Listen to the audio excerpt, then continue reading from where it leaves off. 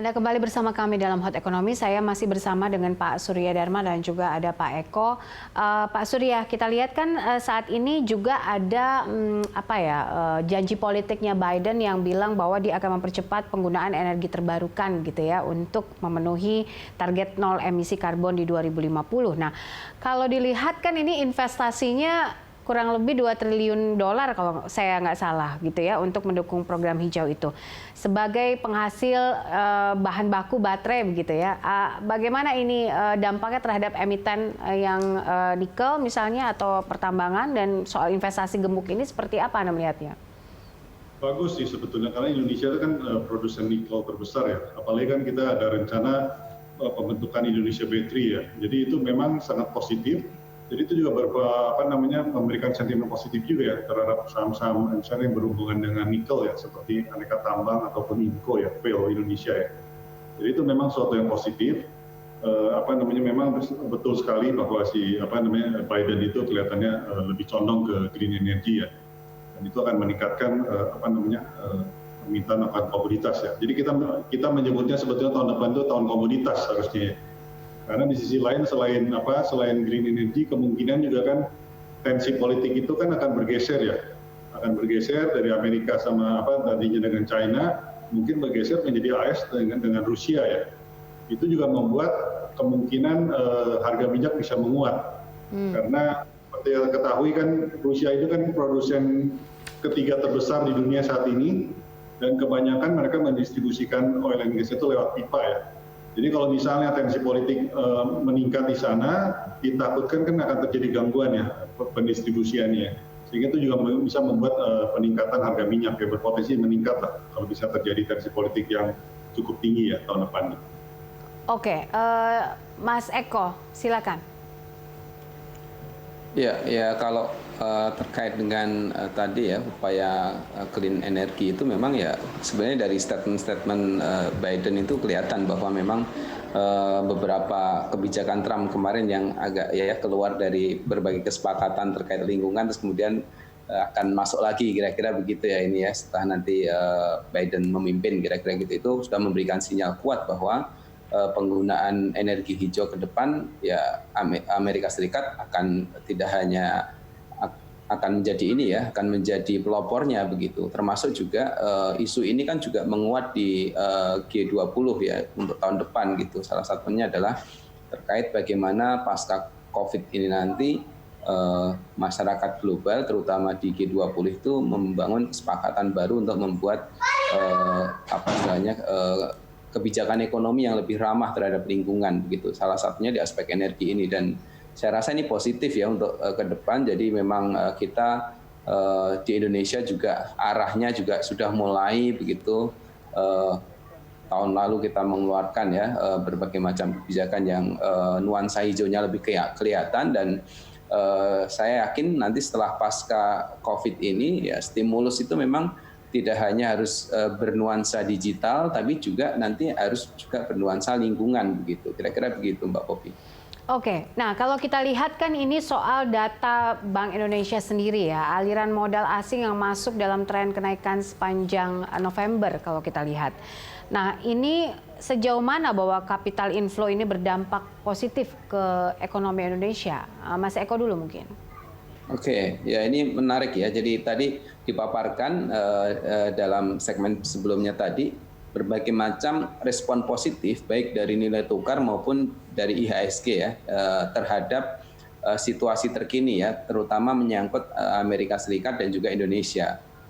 Nah ini sebetulnya ini menandakan di situasi di sektor keuangan itu ada optimisme. Nah persoalannya ketika kemudian kita coba tarik manfaat ini kepada yang lebih jauh yaitu sektor real, maka kita akan berhadapan dengan sebuah situasi di mana pandemi di kita memang belum tertangani begitu, sehingga ketika tadi misalkan ada peluang-peluang misalkan nanti kebijakan Biden ini akan lebih menguntungkan emerging market, terus beberapa ide-ide baru dalam kebijakan ekonomi ke depan itu kira-kira juga akan direspon positif gitu ya. Di sektor keuangan kelihatan ini sebetulnya, tapi saya masih menduga di sektor real kita masih banyak tantangannya ya, terutama kalau kita bicara soal investor ya, bagaimana mereka masuk ke kita untuk mempengaruhi katakanlah perekonomian supaya lebih gede lagi. Nah itu butuh juga mereka kepastian tentang penanganan pandemi di Indonesia juga begitu, karena salah satu memang yang aspek penting kalau sudah masuk ke aspek fundamental adalah penanganan pandemi di Indonesia. Itu akan menjadi juga track record yang bisa kalau bagus bisa kita quote and quote kita jual kepada investor gitu ya, untuk bahwa juga Indonesia ternyata juga mampu menangani pandemi secara baik, kira-kira begitu. Tapi saya rasa ini masih jadi PR sampai sekarang gitu. Oke, Pak Surya. Ya. Jadi kalau misalnya saya setuju dengan Pak Eko sih, memang semua hal yang bagus ini kan tidak bisa bergerak kalau misalnya COVID-19 ini belum ditanggulangi dengan baik ya. Jadi memang harapan adanya vaksin seperti yang tadi Pak Raden bilang juga ya, saya lihat udah ada 4 atau 5 ya vaksin dari berbagai merek itu yang kelihatannya efektivitasnya udah di atas 90%, bahkan ada yang 95% ya. Jadi itu memang menarik. Kemudian kalau melihat dari flow asing ya, flow asing itu sebetulnya kalau pasar modal itu di pasar saham itu year to date itu masih negatifnya cukup besar, sekitar 44 triliun mungkin ya, sekitar 45 gitu ya. Tapi yang menarik sebetulnya kan di belakangan satu minggu terakhir, 2 minggu terakhir ini mungkin ya, dana flow masuk itu kan cukup tinggi juga ya, walaupun belum sebesar flow yang keluar ya. Dan yang menarik sebetulnya kenapa indeks kita bisa naik adalah besarnya animo dari investor lokal sebetulnya. Karena kalau kita lihat kredit perbankan itu kan sebetulnya sekarang udah minus ya, minus 0,5% di bulan September. Tapi ternyata DPK itu tumbuhnya sangat tinggi. DPK itu tumbuh sangat tinggi sehingga LDR dari perbankan itu sekarang berada di level 83%. Itu jarang sekali terjadi kalau biasanya di atas 90%. Jadi likuiditas di perbankan itu banyak. Jadi kecenderungannya perbankan itu tidak memberikan suku bunga deposito yang tinggi karena mereka juga sulit untuk melempar kredit. Tapi di sisi lain banyak sekali pemilik dana itu yang menunda spending kan, karena adanya COVID-19 ini kan, tidak travel, nggak beli mobil, mungkin nggak beli juga kan. Jadi mereka akhirnya ingin menginvestasikan dananya ke perbankan pada awalnya, tapi kelihatannya karena suku bunga perbankan deposito itu mungkin sekarang udah yang 3% lebih gitu ya, sangat rendah lah, dan kecenderungan akan berlanjut, sehingga mereka berpindah investasi itu ke pasar modal.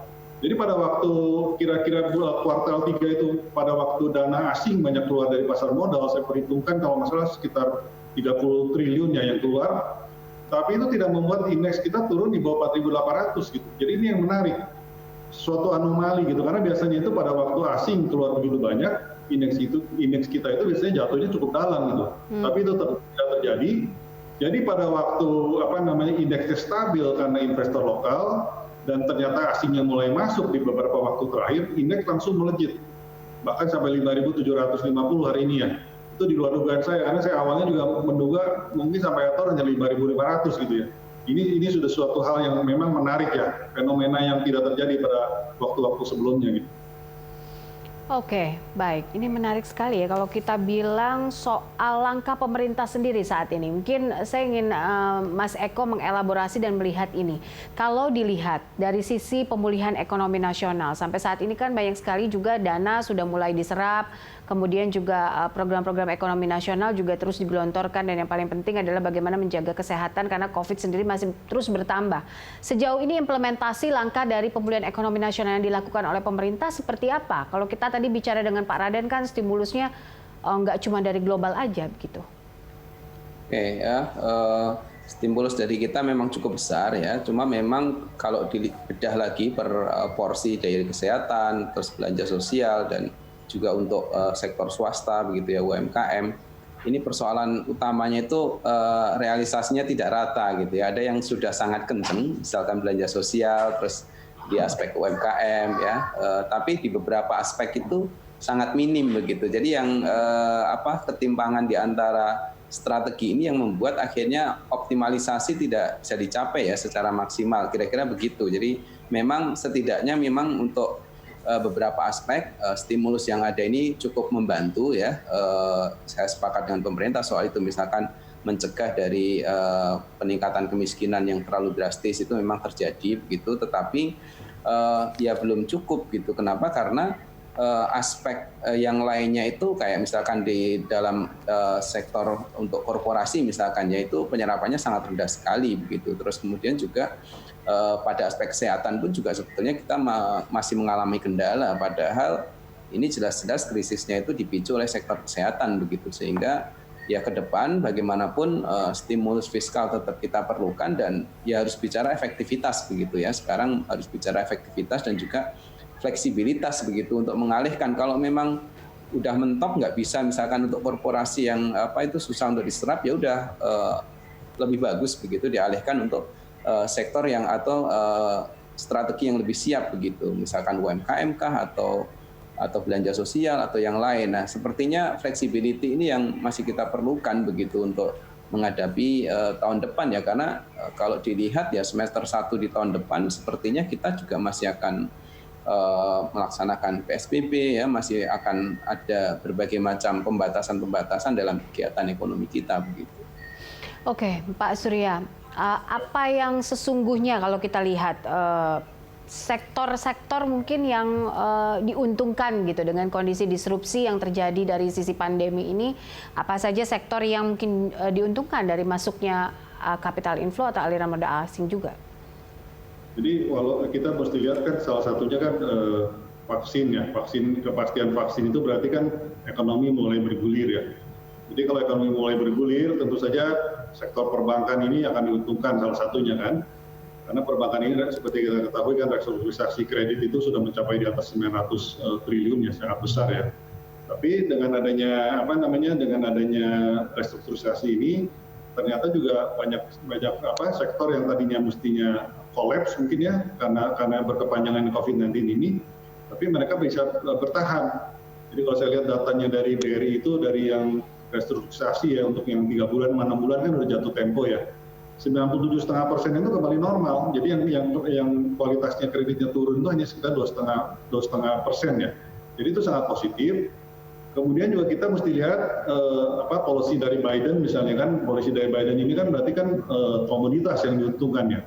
Komoditas yang diuntungkan termasuk nikel maupun misalnya coal pun juga diuntungkan, harga emas juga diuntungkan. Yang menarik sebetulnya batu bara ya. Batu bara ini belakangan ini kan dengan adanya penutupan tambang-tambang di China karena mereka mungkin ada masalah lingkungan di situ ya. Ternyata mereka itu malah mencoba mengimpor dari luar negeri gitu. Dan mereka itu kan ada tensi dengan Australia yang sehingga mereka memutuskan untuk berhenti membeli coking coal dari Australia ya. Walaupun kita sebetulnya kebanyakan thermal coal, tapi itu ternyata efeknya tetap ada ya. Jadi tahun depan aja diperkirakan kan mereka akan membeli sekitar 200 juta ton ya batu bara, padahal produksi kita mungkin hanya sekitar 600 juta ya. Jadi itu angka yang sangat besar. Kemudian juga ada undang-undang cipta kerja ini juga ada beberapa sektor mungkin yang diuntungkan, misalnya telco atau mungkin properti warga negara asing dengan kita mungkin bisa membeli apartemen juga gitu ya. Terus Telkom juga ada penetapan tarif dasar data ya yang selama ini kan terjadi perang harga ya antara provider dari telekomunikasi, mungkin itu juga bisa dihindari ya. Itu juga mungkin menguntungkan saham-saham seperti Telkom misalnya kan. Kemudian juga dengan adanya vaksin yang efektivitasnya 90% ini, walaupun mungkin penggunanya belum bisa secara masif karena penduduk kita kan banyak ya, mungkin secara bertahap, tapi itu juga mungkin bisa memberikan keberanian ya untuk orang-orang untuk keluar seperti normal ya. Jadi kemungkinan juga sektor retail mungkin tahun depan juga bisa diuntungkan juga ya. Itu memang faktor-faktor yang memang akan diuntungkan untuk tahun depan ya, termasuk kawasan industri juga ya dengan adanya undang-undang cipta kerja ini ya. Diharapkan kan investasi banyak masuk juga gitu. Oke, baik. Mas Eko, kalau kita bicara, ini kan tinggal sudah akhir kuartal 4 sebentar lagi begitu ya, tinggal 1 bulan lagi menuju akhir 2020. Bisa nggak di-breakdown trennya seperti apa nanti di 2021, outlook-nya seperti apa? Karena kita tahu bahwa saat ini kan masih uncertainty keadaannya begitu, terkait dengan stimulus yang akan digelontorkan Amerika ini terhadap negara emerging market, terutama Indonesia. Ya, terhadap Indonesia ya kalau kita lihat tetap nanti ujungnya itu sebetulnya bagaimana kemudian harus kelihatan di sektor real ya. Kalau sektor keuangan sepertinya memang akan banyak positifnya kebijakan Biden ini, tetapi di sektor real kita juga melihat bahwa ya partner dagang Amerika Serikat itu juga luas dan Indonesia bukan 15 yang teratas di sana gitu ya, sehingga kalau kita nggak pandai-pandai memanfaatkan peluang tadi arah pemulihan ekonomi Amerika itu ya sebetulnya kita juga bisa kehilangan momentum begitu. Nah di Indonesia sendiri sungguh pun nanti ekonomi itu akan lebih ditentukan juga oleh kemampuan di dalam negeri ya, karena kita sebetulnya sangat bertumbuh pada konsumsi begitu, dan konsumsi itu bukan karena sangat katanya karena sebagian besar jatuh miskin ya, tapi maksud saya sebagian besar konsumsi ini nggak bisa bergerak karena masyarakat menengah ke atasnya itu memang menahan diri dari membelanjakan untuk konsumsi kebutuhan konsumsi begitu, sehingga kalau bicara 2021 ya perkiraan saya kami memperkirakan ya indeks itu pertumbuhan ekonomi mungkin belum akan sekencang seperti perkiraan pemerintah 5%, kemungkinan mungkin akan ada di level ya 3% kalau kami perhitungkan, terutama karena tadi ada faktor vaksinasi yang kemungkinan pun itu sudah ditemukan, udah mungkin bisa didistribusikan dan divaksinasi, tapi memang jangkauan di Indonesia juga memang sangat luas. Terus kemudian juga faktor lain adalah di sektor real ceritanya bisa berbeda dari sektor keuangan untuk pemulihan ekonomi Amerika. Karena apa? Karena tadi ya yang memperebutkan juga banyak gitu. Ketika Amerika itu mulai tumbuh, maka mitra-mitra dagang yang lebih siap juga bisa saja lebih mengambil peluang itu. Nah, kita sebetulnya sudah punya kemarin memperbarui GSP dan disetujui ya di Oktober kemarin, sehingga itu harusnya dimanfaatkan benar oleh Indonesia untuk mendorong terutama sektor perdagangan kita gitu, untuk memastikan bahwa memang tahun depan bisa sesuai target ya, pemerintah bisa mencapai 5%. Tapi kalau langkah-langkah ini nggak segera dilakukan, ya dugaan saya kemungkinan ini memang akan membantu ekonomi Indonesia, tapi yang nggak akan nyampe sampai ke level 5%, kira-kira gitu Mbak Poppy. Oke, Pak Surya, terakhir mungkin apa yang bisa disampaikan closing statement mungkin dari Pak Surya soal outlook kita ya terkait dengan pasar modal di 2021 mendatang? Jadi kelihatannya kalau melihat dari hasil dari third Q itu ya, Q 2020 itu kan kita perkirakan kan masih jelek ya dibandingkan Q2. Tapi ternyata tidak sejelek yang dibayangkan lah. Jadi mulai terjadi pemulihan. Jadi diharapkan kan kita kalau saham itu kan pasar saham bisa melihatkan ke arah depannya 2021 seperti apa. Jadi kalau tadinya saya memperkirakan 2021 itu hanya mendekati laba bersih mungkin di 2019 ya, secara total ya. Tapi melihat dari perkembangan terakhir kelihatannya mungkin sudah melebihi sedikit lah dibanding 2019. Jadi harapannya memang dengan adanya vaksin dan lain-lainnya, dengan kepemilihan dari Joe Biden misalnya kan, itu mungkin juga bisa memberikan sentimen positif ya pada Indonesia ya. Mungkin pertama dari saham dulu, karena biasa saham itu mengindikasikan sektor real ke depannya seperti apa kan. Jadi sektor real mungkin menyusul dibandingkan pergerakan harga saham biasanya. Jadi kalau bisa ada keyakinan bahwa indeks harga saham kita akan meningkat, berarti ada keyakinan juga sektor real juga ke depannya akan meningkat gitu ya. Karena kalau kenyataannya ternyata tidak terjadi, kemungkinan IHSG juga bisa terkoreksi juga gitu. Saya setuju dengan yang dikatakan oleh Pak Eko tadi gitu ya. Mungkin itu aja dari saya. Oke, baik. Pak Surya, terima kasih untuk inputnya, dan juga Mas Eko, terima kasih juga untuk waktunya bersama kami membahas soal ekonomi dunia yang menanti stimulus Amerika. Terima kasih Bapak-Bapak, sehat-sehat selalu dan sampai jumpa. Ya pemirsa, sampai di sini kebersamaan kita dalam Hot Ekonomi. Anda bisa mengirimkan informasi dan saran ke email kami di redaksi @berita1.tv atau follow kami via Twitter, Facebook, YouTube, dan Instagram. Saya Poppy Zedra, mewakili seluruh kerabat kerja yang bertugas, mohon undur diri. Terima kasih, sampai jumpa.